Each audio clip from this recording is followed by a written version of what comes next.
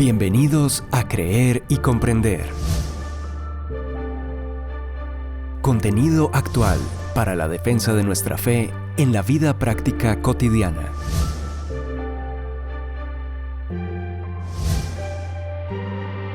Un tiempo de aprendizaje junto al autor, conferencista y apologista Arturo Rojas. Iniciamos. Buen día a todos.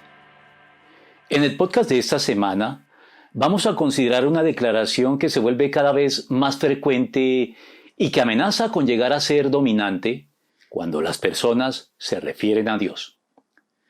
Estoy hablando de la afirmación, a veces en tono de disculpa, por la que un número creciente de personas dicen creer en Dios, pero a su manera. Y a juzgar por el número cada vez mayor de personas que se identifican con esta declaración, parece acertado llegar a pensar que, finalmente, todo el mundo cree en Dios.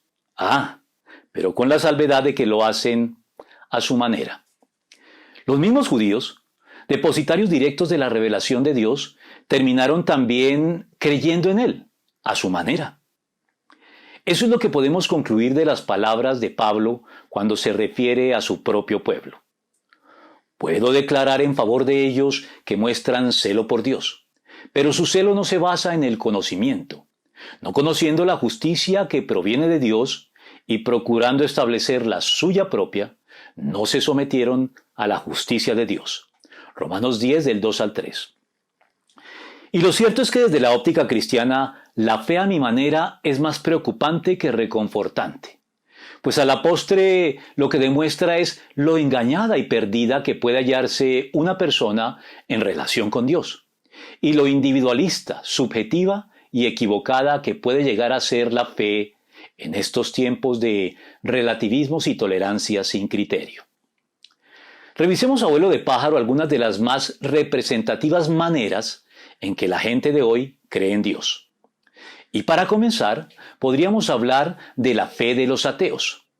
Porque para sorpresa de muchos, los ateos creen en Dios a su manera, como lo han establecido ya muchos rigurosos pensadores y estudiosos de la religión, como el rumano Mircea Eliade, quien concluyó en cierta oportunidad que la mayoría de los hombres sin religión se siguen comportando religiosamente sin saberlo.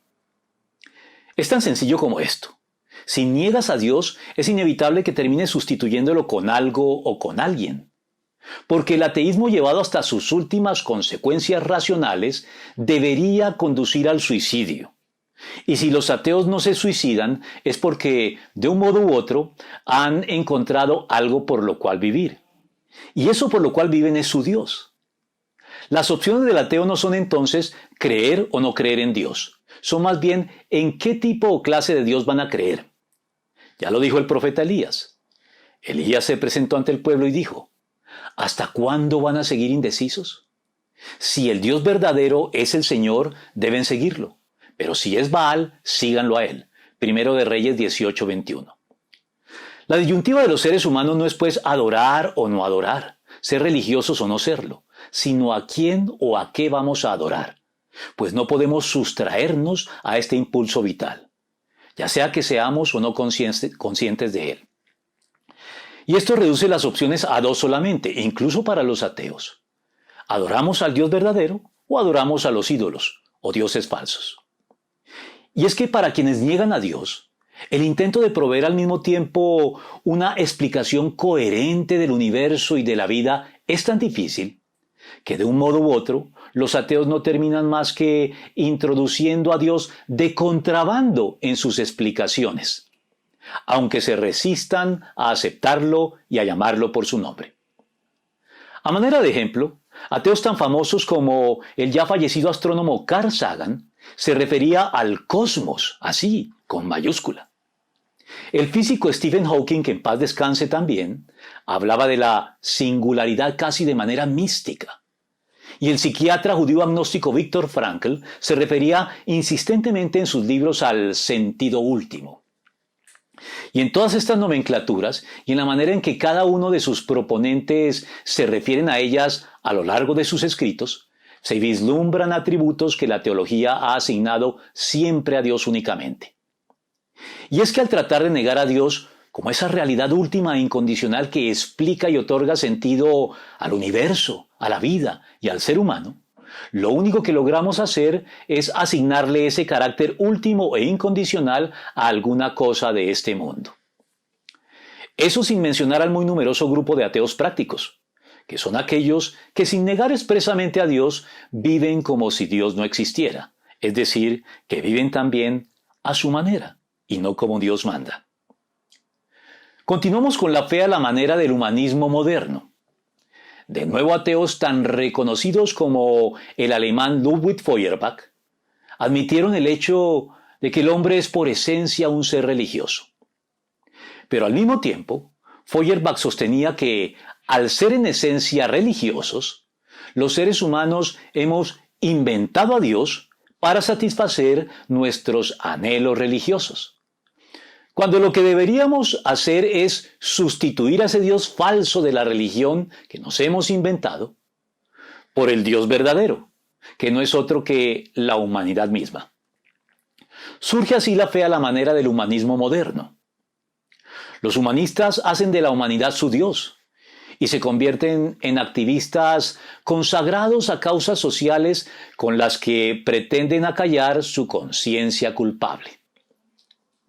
Porque el problema con la fe humanista no son las causas sociales a las que se consagran, que deben ser, por cierto, promovidas y apoyadas también por los cristianos, sino las motivaciones e intenciones equivocadas que se encuentran detrás de ellas.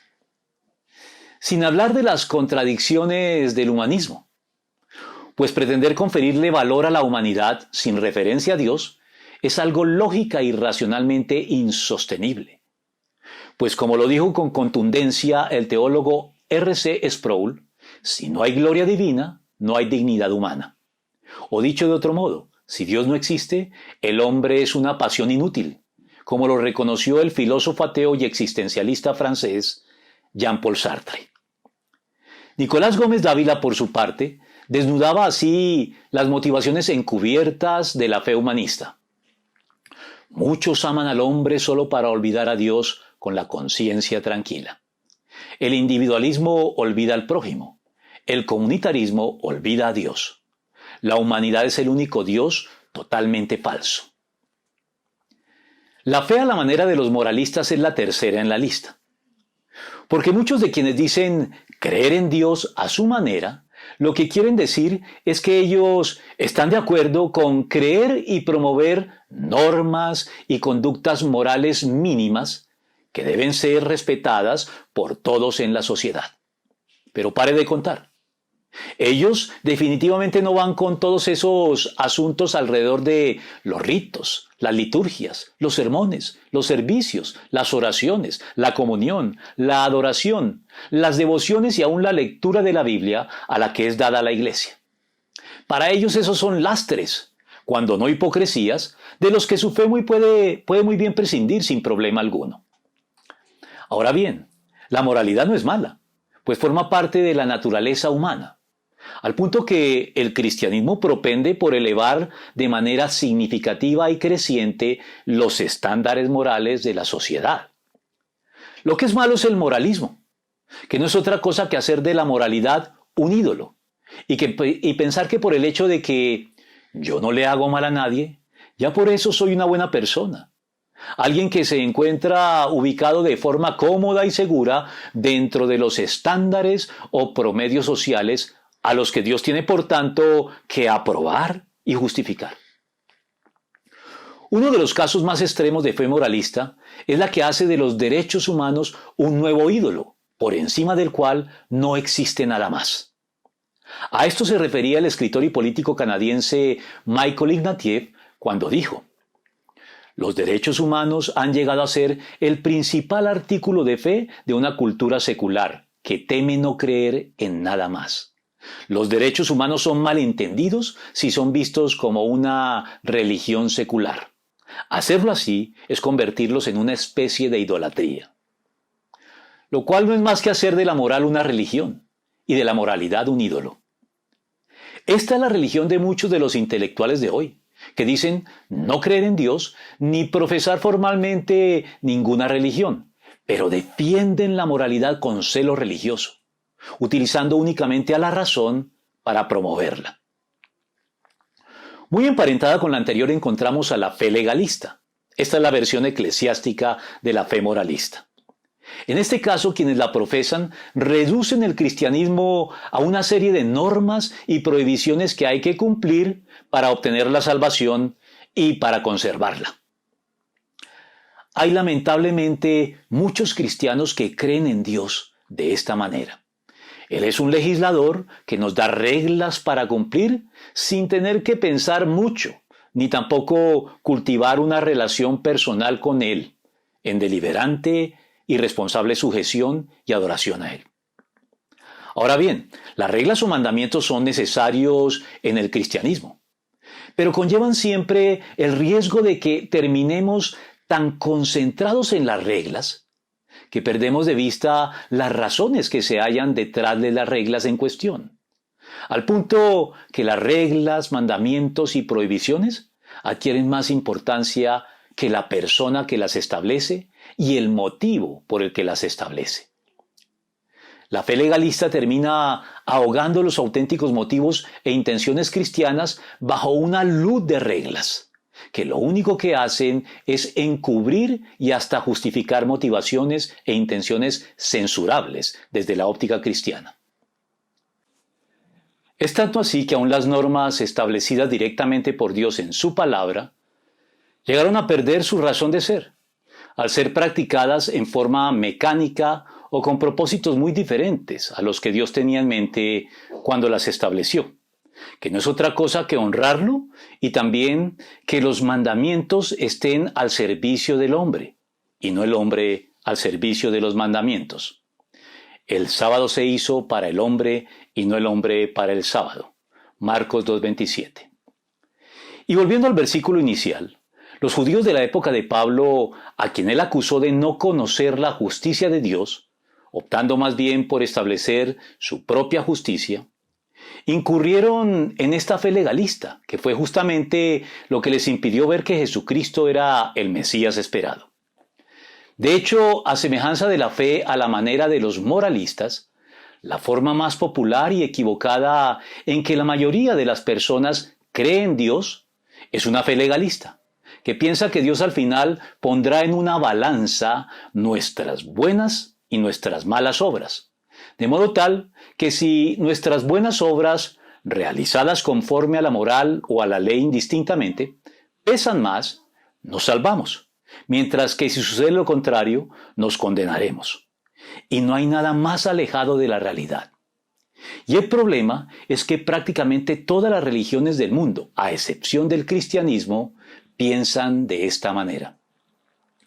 Lo cual nos lleva a la siguiente de la lista: la fe pagana.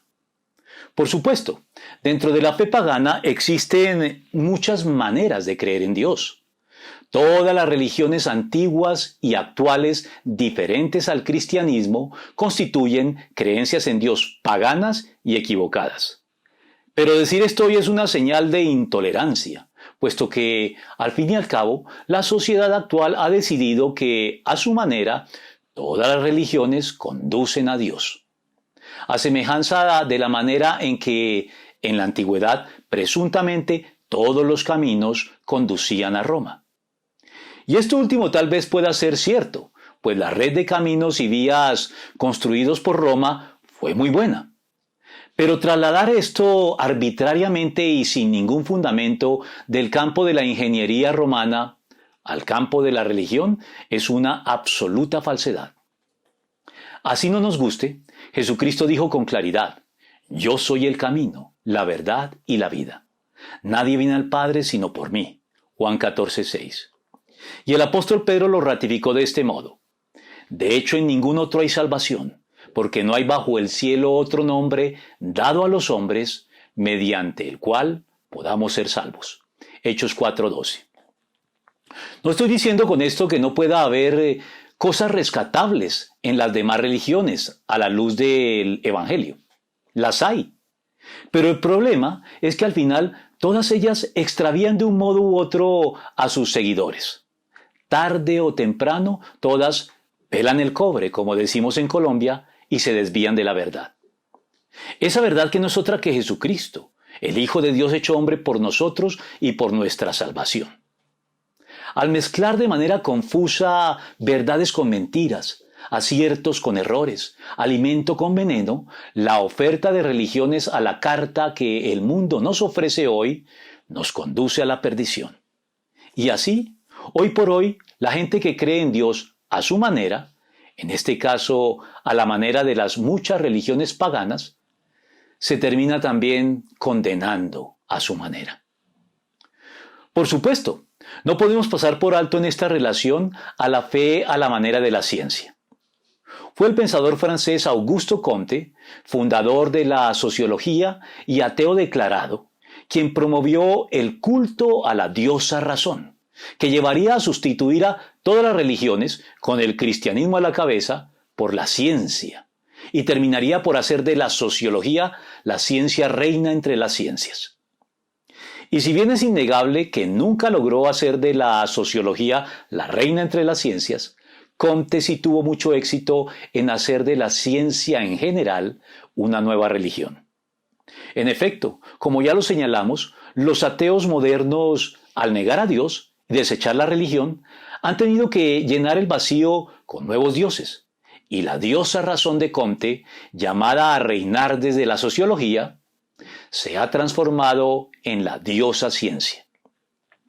Una ciencia que ha suprimido y sustituido a Dios, acogiendo de manera abierta un método naturalista que niega todo lo sobrenatural y una filosofía materialista que niega la existencia del mundo espiritual. Terminamos, pues, en la ironía de que los más vehementes promotores de la ciencia y opositores de la religión terminan proclamando su propia religión, la religión de la ciencia o cientifismo. En efecto, como lo dijo muy bien Charles Colson, en la edad de la razón, la ciencia se presentó como sustituto de la religión. Pero pocos previeron que en el proceso la ciencia adoptaría las funciones de la religión. La fe en la ciencia y en sus pronunciamientos es entonces la religión de muchos en la actualidad. Haremos bien entonces en atender la advertencia hecha por Gino Gianfrancesco Villegas en relación con la ciencia. No todo es tan solo mito en los mitos, como tampoco todo es ciencia en las ciencias. Muchas hipótesis científicas son evidentemente también mitos y cumplen el papel del mito entre sus adeptos. La fe en la ciencia es la nueva mística de la mitología actual. La ciencia es el mito moderno. O como lo diría poéticamente Gaspar Núñez de Arce, que es la ciencia sin fe, corcel sin freno, a todo yugo ajeno, que al impulso del vértigo se entrega y a través de intrincadas espesuras, desbocado y a oscuras, avanza sin cesar y nunca llega. ¿Llegar? ¿A dónde? El pensamiento humano su ley oculta y misteriosa infringe. En la lumbre del sol sus alas quema y no aclara el problema ni penetra el enigma de la esfinge. Sálvanos, Cristo, sálvanos si es cierto que tu poder no ha muerto. Salva a esta sociedad desventurada, que bajo el peso de su orgullo mismo rueda al profundo abismo, acaso más enferma que culpada. La ciencia audaz, cuando de ti se aleja, en nuestras almas deja el germen de recónditos dolores. Como al tender el vuelo hacia la altura, deja su larva impura el insecto en el cáliz de las flores. Si en esta confusión honda y sombría es, Señor, todavía raudal de vida tu palabra santa, di a nuestra desalentada y yerta, anímate y despierta, como dijiste a Lázaro, levanta. Por último, tenemos la fe a la manera ecléctica, la más pura expresión de la fe a mi manera, y una de las más difundidas. La fe ecléctica es la fe de quienes deciden escoger únicamente lo que les gusta o les parece mejor de cada religión y armar su propia colcha de retazos religiosa. La religión hecha al gusto personal de cada cual. como si el criterio por el cual escogemos lo que nos parece mejor de cada religión y de cada creencia fuera un criterio seguro, como si no pudiéramos estar garrafal y fatalmente equivocados. Esta es tal vez, entre todas las consideradas hasta ahora, la más insensata, soberbia, presuntuosa, estúpida y peligrosa manera de creer en Dios. Pero aún así, esa es la manera en que muchos hoy creen en Dios. Pero ¿qué es lo que nos hace pensar que la manera en que creemos en Dios es la correcta?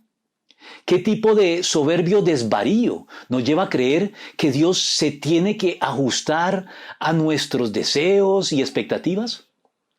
¿Qué estupidez nos lleva a poner toda nuestra vida y destino eterno en creencias tan peregrinas y precarias?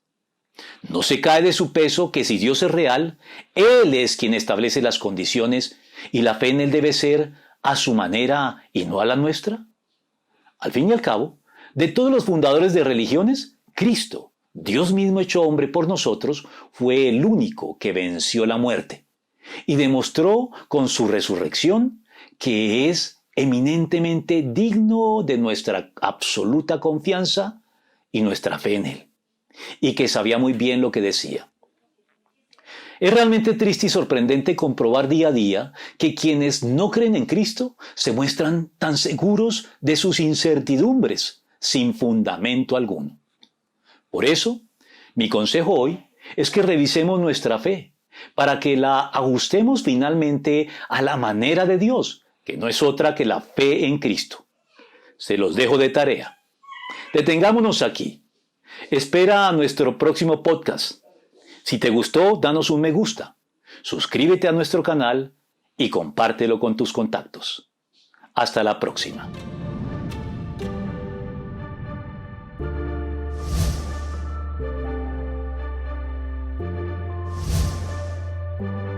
Confiamos en que este tiempo de aprendizaje te haya sido de provecho. Te invitamos a compartirlo, suscribirte y seguirnos en nuestros canales digitales de Creer y Comprender. Hasta nuestro próximo podcast.